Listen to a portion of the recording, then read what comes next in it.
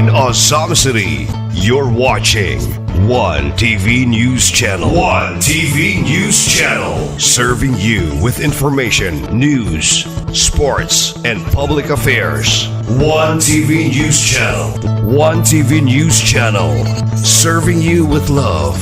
Ang telebisyong pangmasa. One TV News Channel. One TV News Channel.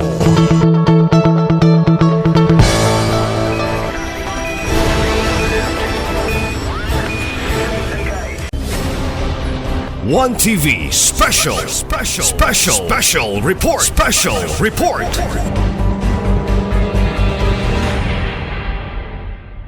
There being 6 members present out of 10, the chairs declares a quorum. This is a public hearing and joint committee hearing of the Committee on Laws, Committee on Trade, Commerce and Industry, Committee on Ways and Means, and Committee on Barangay Affairs on the ordinance providing for the regulation of peddlers, ambulant vendors, hawkers, and other similar business models operating within Ozamiz City. Importante ni kay dagan na kayo na maligya karon sa Ozamiz nga ambulant vendors sa asa lang dapit, we need to regulate kay para na ay kausay kalinaw, orderly, o sa ilang health sanitation services sa traffic para orderly ang pagmamaligya o di makasagabal sa katawan sa Ozamiz. So I would like to request our legal department, to our legal officer to introduce this ordinance and to explain briefly the salient points of this ordinance. May I request Attorney Buel Libitario, please, to introduce and explain this ordinance. But before that, may I request Secretary to acknowledge our guests and visitors who spared the valuable time today just to attend this very important public hearing. Secretary, proceed. Yes, Your Honor. Thank you so much. Sir Joey Ampong, our head of CDMS, kay Sir Tan presenting Tan Kito sa amin sa chamber, Dr. Maria Florili, di Irong-Irong, our CHO, and kay Punong Barangay Bago sa Bumbong. I hope I'm right to read your name. Then Antonio Polpol Kagawad, Honorable Antonio Polpol Kagawad of Gango, and Honorable Patricia Villapaz Kagawad of Cogon, Barangay Secretary Roel Milyari Jr., Dunya Consuelo, Romero Palisal, Honorable Romeo Palisal of Punong Barangay of Gutukan Dako, Victorio Chong Triunfo, Barangay Kagawan. Honorable, thank you. And Elmer Mintalar, Barangay Kagawan of Moligay, Nolan Labadizos, Barangay Kagawan of San Antonio, Honorable Evelyn Ricabadas, Punong Barangay of 50th Barangay, and Honorable Binhamin Pacaldo, Kapukao, Punong Barangay, and Honorable Kagawad sa Dalapang, sorry kayo din na kumabasa, Henry Astorgag, Barangay Kagawad of Karangan, Honorable Michael Kent Filipino, Kagawad of Carmen, Barangay Kagawad Mera Omiter of Mintiring, Barangay Kagawad Leo Hill of Tabid, Ozamiz City, Kagawad Alfar Ocampos of Laman, vendor, Tilma Fuentes, Roger C. Abes, Punong Barangay of Trigos, Honorable, good afternoon. Honorable Ramonito Daumelas, Barangay Kagawad of Tinago, and Sir Limuel Densing, our IBPLS, and Honorable Camilo Ropenta, punong barangay o Badiguan, and punong barangay Merna Araw of how many napita? Di ba klaro na ko? Sorry. Consultant or back, Georgia Samanihala, Liaderos. Okay, thank you. And Attorney Buen Cassandra Libitario, our legal officer. Then we have also here Wilson P. Kapagalan Jr., Barangay Kagawad of Santa Cruz, Celia Saligan,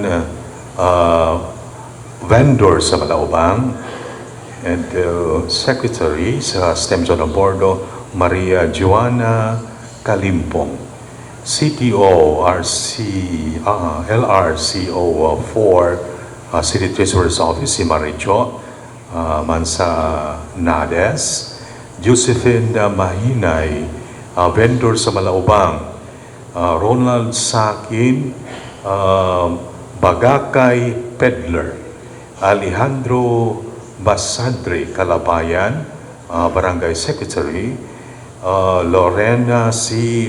Sarin, Barangay Kagawad Bagakay, Herminiana Perez, Honorable, punong barangay of Gingona, and vendors sa Malaubang, Alfredo Maglasang, kadali lang ha, asa ka vendor ni Malaubang tani, okay. Gemma Isaligrado, vendor, and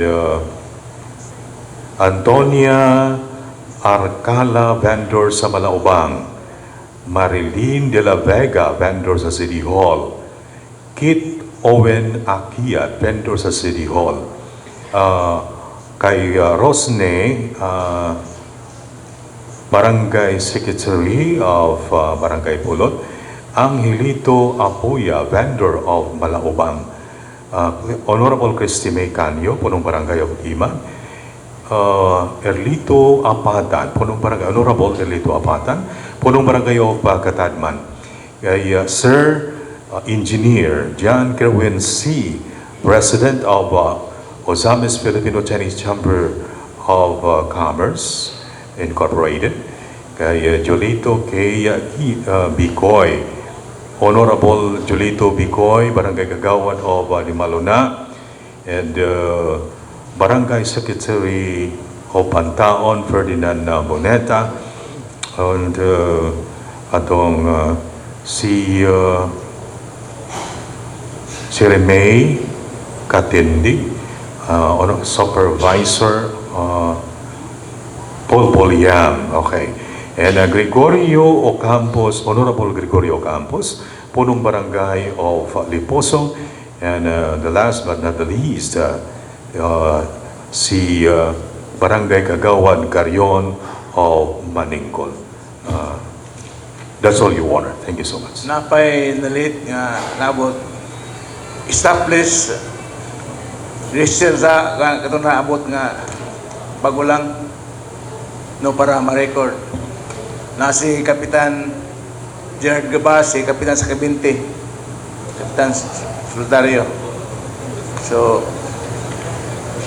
napay nabot. So at the outset, I would like to thank everybody for coming here. We need you to have this ordinance. Kay importante nga makita namo, madungga namo ang inyong mga nauna by ordinance para among maligi kayo. So we'll continue with the reduction of the ordinance. I give the floor now to Attorney Cas Debitario, the legal officer of the LG of Ozamiz. Attorney, please proceed. Thank you, Honorable Chair. So, just a brief background on the proposed measure. As early as October of this year, we have received an advisory from the Department of Interior and Local Government, and as well as from the provincial government on the regulation of meat vendors and ambulant vendors by the local government units. So, as you may have observed around our city, there have been a notable increase in the number of peddlers, ambulant vendors, hawkers, and similar mobile business operators within the city. So this necessity, and then while we appreciate and also acknowledge that they indeed contribute to our local economy, especially by providing livelihood to our low-income and marginalized residents, they also come with potential risk, such as there are challenges in maintaining public health standards, consumer protection, and they also pose as a threat or risk in obstructing pedestrian flow, impede vehicular traffic, and creating congestions. And they may also pose a risk during emergencies. So, from that, we are proposing this measure to provide for the regulation of peddlers, ambulant vendors, hawkers, and other similar business models operating within Ozamiz City. So, Section 2 of the proposed ordinance gives us the scope or the coverage of this ordinance. So, this ordinance will particularly apply to all vendors, peddlers, ambulant vendors, hawkers, food cart operators, and all other similar mobile business models operating within the territorial jurisdiction of Ozamiz City. So, let's break that down. From the first one, we have ambulant vendors or peddlers. Under Section 3 of the proposed ordinance, it defines ambulant vendors or peddlers as persons who either for themselves or on commission travel from place to place and sell goods or offer to sell and deliver the same without having a fixed place of business. Then we also have hawkers. These are individuals who carry goods and merchandise and sell them from street to street or in public places. And another one that is similar and most likely you have encountered in our day-to-day life are food carts, or any manual or motorized movable structure or vehicle equipped to cook, prepare, or sell food or beverages. Let's go to a few salient features of this proposed ordinance. So now, under Section 4, all ambulant vendors, peddlers, hawkers, and similar mobile business operators need to secure a business permit prior to engaging in any business within the territorial jurisdiction of Ozamiz City. And they are still subject to the requirements under our existing revenue ordinance, which is ordinance number 1059-13. And also, if such ambulant vendors, peddlers, hawker, and other similar mobile business operators are operating without the required business permit, they may be subject to appropriate penalties under existing ordinances, such as, again, our revenue code, which is ordinance number 1059-13. So, as we already mentioned about the business permit requirement, another feature is that they will still be subject to the same business taxes, fees, and charges as that of a regular business, except that they are not required to present proof of business location, or they are not required to secure a building permit. However, if they are operating using a motor vehicle, they are required to submit a copy of their valid driver's license of the operator and the ORNCR of the motor vehicle. And they shall still secure a barangay clearance from their barangay of residence, which shall serve as their proof of residence, irregardless of where they would operate their business. And given that they don't need to present a proof of business location and building permits, their business will still be subject to conditions for operations, such as traffic and safety, public health and sanitation, and order and conduct. So, as for traffic and safety, they should not impede or obstruct vehicular traffic along roads, intersections, sidewalks, or alleys. They shall not occupy or block pedestrian lanes, crosswalks, wheelchair ramps, or school zones. And they shall not operate within 10 meters of fire hydrants, emergency bays, hospital entrances, or other structures essential for safety and emergency response. They shall not park or station their carts or vehicles along no parking zones or areas declared as high-risk zones. As for public health and sanitation, the conditions are the operators shall maintain cleanliness in their immediate surroundings and ensure proper waste disposal. Vendors selling food must comply with the sanitary regulation and possess appropriate clearances as required by the City Health Office. And open flame stoves or cooking equipment shall be handled with proper safety precautions. And conditions for order and conduct: vendors shall not create unnecessary noise or nuisance. They shall refrain from blocking entrances to private properties, establishments, or government buildings.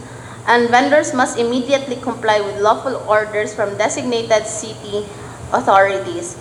And if they fail to comply with any of the conditions in Section 6, it could be a ground for the cancellation or the revocation of their business permit. Those are the salient features of the proposed ordinance, Honorable Chair. Okay. Thank you, Attorney Dibitario. Napa may istorya ang taga Teacher's Office? Bayani?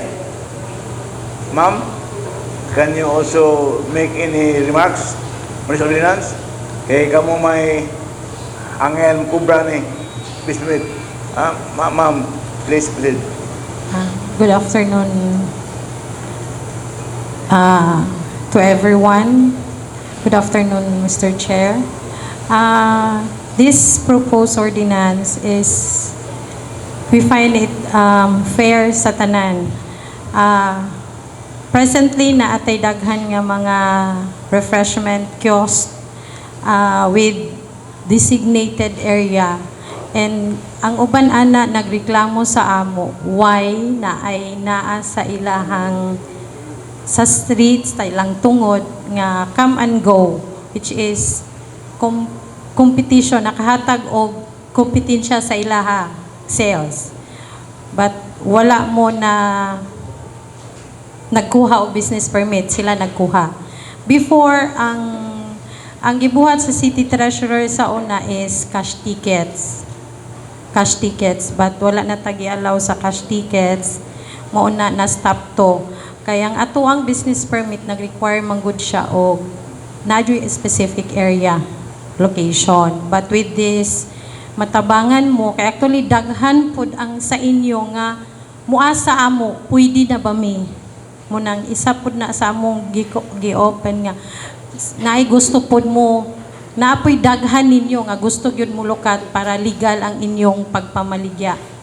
So with this matabangan mo nga dili mo mahadlok anytime nga makakuha na mo business permit if ma-approve me, makatabang mo sa syudad, makatabang mi sa inyo nga makapanginabuhi sa atoang syudad. So it's fair and favorable sa tanan. That's all, Thank Mr. you, ma'am. Chair. These ambulance vendors also pose challenges to our health, no? Sanitation. So may we hear from the City Health Office o sa inyong mga observations, ma'am. Doktora Irog, please, you have the floor. Thank you. Thank you, Mr. Chair. Good afternoon, everyone. As for public health and sanitation, with this ordinance, it would be a great help because, as we all know, we can identify which vendor are selling which foods. So, kung for example, like we have heard a lot of cases nga food poisoning, with this, kay i-register man ang each vendor, ma-identify nato ang asa nagikan ang food. So, kung sa health lang, we will be able to easily locate ang food nga asa nagikan ang katong nakakos sa mga possible concerns, no? And then, when it comes to requirements, like sa establishments, food establishments, they will also be required to complete the necessary requirements. Kay, since ang establishment, like establishment, ang food vendor, they will be the one to prepare. They at the same time cook, process, and at the same time serve the food. So kinahanglan ang katong naagyod sa vendor nga in charge yun, complete jud ang iyang requirements so that ang ato ang health, ang iyang gi-prepare nga food, confident ta nga limpyo. And at the same time, safe food ang iyahang pag-serve sa tuwa kay kabaluta nga healthy ang individual nga nagbaligya. And when it comes to sanitation, since wala atong swemo diri, ang ako alang is each vendor should have their own waste disposal. So kailangan in each vendor naapod siya iyahang own nga segregated disposal. So kung asa magpalit ang client, ang customer, dito po siya maglabay sa iyang basura. Para dili bitaw magkagubot ang mga vendors kay tapad-tapad man no? Ang uban mag-away kung asa ilabay ang basura, itudlo kung kinsang basura. So kung asa siya nagpalit dito, at least each vendor has its own proper waste disposal. So as for the City Health Office, this ordinance is of very importance, give importance because katong sa mga reasons nga akong gihatag. Thank you. Thank you, Doktora Irog. The Chair acknowledges the presence of the Chairman of the Committee on Health and Sanitation, Honorable Catherine Lim. Thank you for coming, Honorable Lim. These vendors, nakababag ko sa mga topic, no? Si asa lang parking, niya na-arrest sa parking, si asa parking din, naka-obstruct traffic. So may we hear from our City Miss, Traffic Head. Yes, Mr. Chair. Sir Kenneth Joy Ampong. Sir, your floor. Yes, Mr. Chair. With regards to the City Miss or the Traffic Management Service, if ever these people will violate regarding traffic ordinance, then we will issue by citation tickets to them.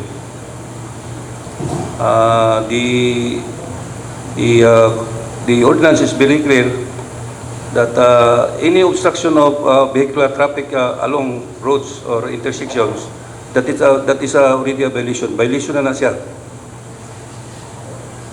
Mag-block ka sa pedestrian, sa crosswalks, lalo na sa eskwelahan. Just unlike what we have during our inspection regarding the some vendors in front of the National High School. And we consider this as a violation of this ordinance. But of course, I will also address the problem to the barangay captain if ever these peddlers or mobile